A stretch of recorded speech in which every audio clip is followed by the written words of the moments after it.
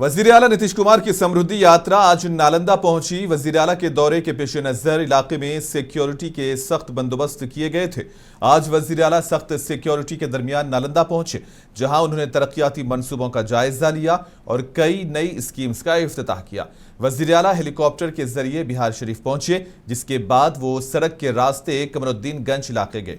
यहां उन्होंने तकरीबन 85 करोड़ रुपए की लागत से बने फ्लाईओवर का इफ्तिताह किया। इफ्तिताह के बाद उन्होंने कौसिक गांव में वाक़ रिवर फ्रंट का भी मुआयना किया और अफसरान को जरूरी हिदायत दी। इस मौके पर प्रोग्राम में कई अवामी नुमाइंदे मौजूद रहे। इससे कबल प्रगति यात्रा के दौरान वजीर आला 820 करोड़ रुपए से जायद की 263 स्कीम्स का ऐलान कर चुके हैं, जबकि समृद्धि यात्रा के तहत नालंदा को तकरीबन 810 करोड़ रुपए के मंसूबों की सौगात दी गई।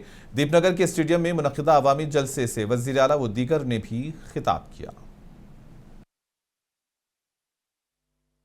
इस मौके पर हम लोग को बहुत खुशी की बात है कि जो नालंदा जिला में बिहार शरीफ जो ये स्मार्ट सिटी पर लगभग 85 करोड़ 84 करोड़ 61 लाख की लागत से ही माननीय नीतीश कुमार ने पुल का उद्घाटन किया है। जो भराव पर जाम होता था, जो आम पब्लिक लोगों को बहुत राहत मिलेगी, गाड़ी मोटरसाइकिल यहाँ से बहुत अच्छी बात है। बहुत अच्छी बात है कि जो हम लोग को ये मिला है, ये नीतीश कुमार के कार्यकाल में हो पाया है, तो ये सब नालंदा जिला के लिए बहुत सौगात की बात है। खुशी के साथ लोगों में थोड़ा गम भी है। जब से माननीय मुख्यमंत्री राज्यसभा चुनाव के लिए चुने गए हैं, जब से खास करके नालंदा जिला वासियों में बहुत मर्माहत है। लगभग 85 करोड़ की लागत से ये ओवर ब्रिज का निर्माण हुआ है। इससे जाम से बहुत बड़ी शहर के लोगों को निजात मिलेगा। जैसे भराव पर चौराहा पर जो देखते थे कि हमेशा जाम लगे रहती है, अब जिनको आगे जाना होगा राजगीर रोड में या नवादा रोड में, ओवर ब्रिज के माध्यम से चले जाएंगे, चले आएंगे। वजीर आला ने नालंदा में अपने खिताब के दौरान कहा कि नौजवानों को रोजगार से जोड़ने के लिए कई इकदाम किए जा रहे हैं, साथ ही खेलों को फरोग देने का भी मंसूबा बनाया गया है। रोजगार के लिए जिले की 3,95,000 महिलाओं को 10,000 रुपए के हिसाब से राशि दी जा चुकी है। इन्हें रोजगार आगे बढ़ाने के लिए 2 लाख रुपए तक की अतिरिक्त सहायता भी दी जाएगी। और दूसरा है, नालंदा जिले में औद्योगिक क्षेत्र की स्थापना कर नए उद्योग लगाए जाएंगे और फिर डेयरी को बढ़ावा देने के लिए सभी 231 पंचायतों में जो सुधा दूध बिक्री केंद्र खोला जाएगा। और चौथा है, सभी 20 प्रखंडों में आदर्श विद्यालय तथा डिग्री कॉलेज की स्थापना की जाएगी। और पांचवा है, सभी 20 सामुदायिक स्वास्थ्य केंद्रों को विशिष्ट अस्पताल तथा बिहार शरीफ सदर अस्पताल को अति विशिष्ट अस्पताल बनाया जाएगा। और फिर छठा है, नालंदा जिले में खेलों के लिए सेंटर ऑफ एक्सीलेंस की स्थापना की जाएगी। और सातवां है, सबका सम्मान जीवन आसान निश्चय के तहत कठिनाइयों को दूर कर लोगों के लिए सरकारी सुविधाएं प्राप्त करना आसान बनाया जाएगा। तो आपके लिए भी इसी तरह से सारा का सारा काम हो जाएगा। बीजेपी के सीनियर लीडर रविशंकर प्रसाद ने कहा कि बिहार में वजीर आला नीतीश कुमार की क़ियादत में तरक्याती काम तेजी से हो रहे हैं। हमने सोचा भी नहीं था इससे ज्यादा काम बिहार में हो रहा है। रविशंकर प्रसाद ने कहा कि वजीर आला की समृद्धि यात्रा तरक्याती इक़दामात और अवामी फलाह के लिए एक मुस्बत कदम है। पिछले 21 वर्षों में नीतीश जी की अगुवाई में बिहार बदल गया है। उसके पहले का याद करिए, क्या चारा घोटाला, क्या कचरा घोटाला, क्या अपहरण, क्या खौफ, क्या रंगदारी, क्या किडनैपिंग पर रैंसम, और आज देखिए बिहार। मैं पटना का सांसद हूं, कभी आपने मरीन ड्राइव सोचा था? कभी आपने पटना का एयरपोर्ट ऐसा सोचा था? अभी हार्डिंग पार्क में नया स्टेशन बनने जा रहा है। और सबसे बड़ी बात है, जिस तरह से बिहार में उन्होंने सामाजिक न्याय के साथ विकास को जोड़ा है। हमारी आजीविका दीदियां हैं, बाकी हैं, जो पटना शहर का बदलाव हुआ है, जो बिहार का बदलाव हुआ है, जो दूध के क्षेत्र में, मछली के क्षेत्र में, तो बहुत अभिनंदन। नीतीश जी ने ऐतिहासिक काम किया है और अब तो नरेंद्र मोदी का पूरा समर्थन है। उन्होंने मुख्यमंत्री ने स्वयं कहा, तो बिहार और आगे बढ़े, हम सबके बहुत शुभकामनाएं। स्कूल और तालीमी इदारों में दिन का आगाज कौमी नगमे वंदे मातरम से करने के फैसले का सूबाई बीजेपी ने खैर मकदम किया है। बीजेपी के तर्जुमान के कृष्णन ने कहा कि यह फैसला खुश आइंद है और इसके लिए उन्होंने बिहार हुकूमत का शुक्रिया अदा किया।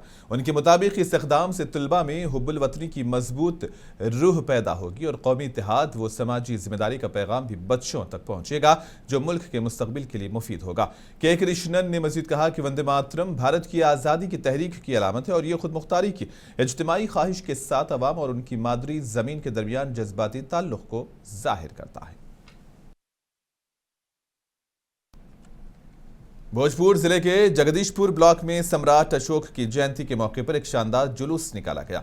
ये जुलूस नया टोला मोड़ से शुरू हुआ और सदर बाजार, झांझरिया, पोखरा, डीएम रोड, शिवजी के पोखरा और ब्लॉक मोड़ के रास्ते अख्ताम पजीर हुआ। जुलूस के दौरान जगह जगह लोगों ने खुशामदीद कहा, जबकि डीजे पर सम्राट अशोक से मुताल्लिक गाने बजाए गए। अख्ताम पर सम्राट अशोक की जिंदगी और खिदमात के बारे में लोगों को तफसील से आगाह किया गया।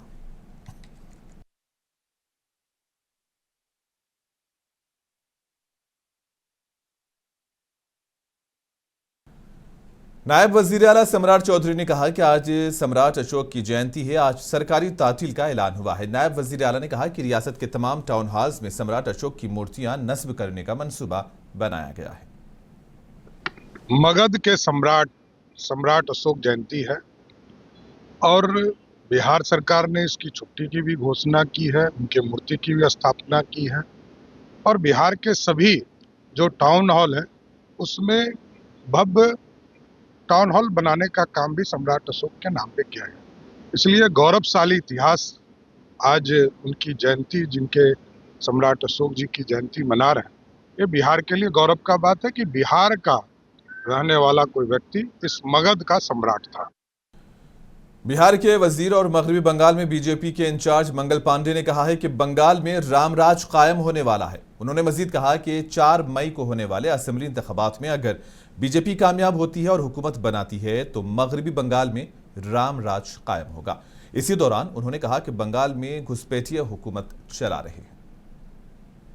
पूरा पश्चिम बंगाल जान रहा है कि पश्चिम बंगाल में आज यदि राज किसी का है तो वो घुसपैठियों का राज है। जो बांग्लादेशी हैं उनका राज्य है, जो तथाकथित अल्पसंख्यक कहे जाते हैं उनका राज है। और राम भक्तों पर तो पश्चिम बंगाल की सरकार लाठी बरसाती है। राम भक्त रामनवमी का जुलूस लेकर निकलते हैं तो पश्चिम बंगाल के अंदर टीएमसी के गुंडे राम भक्तों पे हमला करते हैं और टीएमसी के गुंडों का मन इतना बढ़ा रहता है कि रामनवमी के जुलूस को रोकने की कोशिश करते हैं, लेकिन मर्यादा पुरुषोत्तम भगवान श्री राम की महिमा और उनकी ताकत इतनी होती है। रियासती वजीर अशोक चौधरी ने टीएमसी पर सख्त तनकीद की। उन्होंने कहा कि बैनुल-अक़वामी बुहरान के दौरान भी टीएमसी ने इंतखाबात को तरजीह दी है, कौमी मफादात को बराए ताक रखा और कुल जमाती इजलास में केस भी मेंबर को नहीं भेजा। और अशोक चौधरी ने कहा कि टीएमसी ने मुल्क के मफाद से ज्यादा अपने सियासी मफादात को तरजीह दी। टीएमसी का अपना है, अपना पॉलिटिकल, जनता देख रही है कि इतने बड़े इंटरनेशनल क्राइसिस में इनको अपना चुनाव समझ में आता है, देश प्राथमिकता में नहीं है। भाई आप इतने बड़े, आपके इतने मेंबर ऑफ पार्लियामेंट है, किसी को आप रिप्रेजेंटेटिव बना के भेज सकते हैं, लेकिन देश हित से ज्यादा उनको अपनी राजनीति जरूरी लगती है और देश हित से के बदले में वो वहां पर अपना राजनीतिक रोटी सेक रही है। तो मैं समझता हूं कि कोई भी पॉलिटिकल पार्टी या कोई भी सोशल एक्टिविटी देश से बड़ा नहीं हो सकता है। आपके यहाँ चुनाव है, आप परेशान हैं, आप लड़ रहे हैं भारतीय जनता पार्टी से, लेकिन यहाँ पर मिडिल ईस्ट के क्राइसिस को लेकर ऑल पार्टी मीटिंग हुई थी और राहुल गांधी नहीं पार्टिसिपेट किए। ये भी एक लगता है कि लीडर ऑफ द पोजीशन जो है वो पार्टिसिपेट नहीं किए कार्यक्रम में। रियासती वजीर अरुण कुमार सिंह ने रियासत में कानून व इंसाफ के हवाले से अहम बयान दिया। मीडिया से गुफ्तगू में कहा कि बिहार में जराइम की शरह में कमी आई है और हुकूमत कानून व इंसाफ को मजीद बेहतर बनाने के लिए मुसलसिल इक़दामात कर रही है। इन्होंने कहा कि पुलिस इंतजामिया फ़आल तौर पर काम कर रही है, जिसकी वजह से जराइम पर काबू पाया जा रहा है और आने वाले वक्त में भी कानून व इंसाफ मजबूत रहेगा। तेजस्वी जी को अपने माता पिता के समय को याद करना चाहिए कि अपराध का दर क्या था, कैसे अपराध होता था, लोग रात को निकलते नहीं थे, तो उनको उस जमाने की याद आ रही है।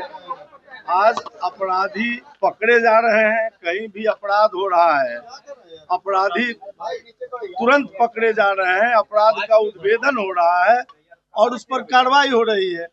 विपक्ष के पास कोई मुद्दा है नहीं। खुद तो आपने देखा है कि जब बजट सत्र चल रहा हो, इतना महत्वपूर्ण सत्र, तो उसमें जिस आदमी को बैठने की फुर्सत नहीं हो, उस समय भी घूम रहा हो, तो वो आदमी